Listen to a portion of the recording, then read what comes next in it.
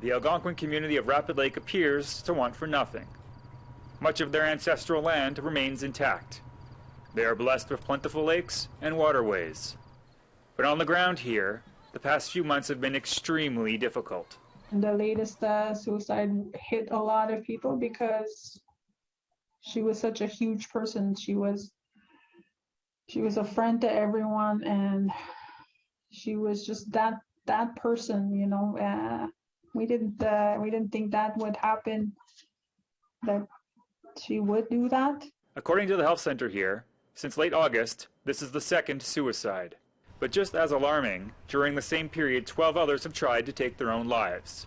And the team of frontline workers has been thinned by burnout. We had 24/7 crisis response team going on the weekends. There's a total of 4 left. We were a team of 10. Rat says the social crisis team has very little support. A community of about 600 is plagued with substance abuse and domestic violence. Many houses are overcrowded and in disrepair. And when things boil over, the nearest police station is an hour and a half away. I don't want to give it that connotation that we are, a very dangerous, ferocious community. We're just a community that's suffering from the impacts of residential, the intergenerational impacts of Canada's policies, of Canadian state settler policies. And it pisses me off. Wabati says the community is in discussions with federal and provincial agencies to get more support. He wants to see long-term solutions for housing and policing fixed, and envisions a healing lodge on the land to help address addiction and mental health issues. I don't want to see another successful suicide. No. That's enough. And we need the Canadian government to help us in all this, to provide us with these things that we're requesting.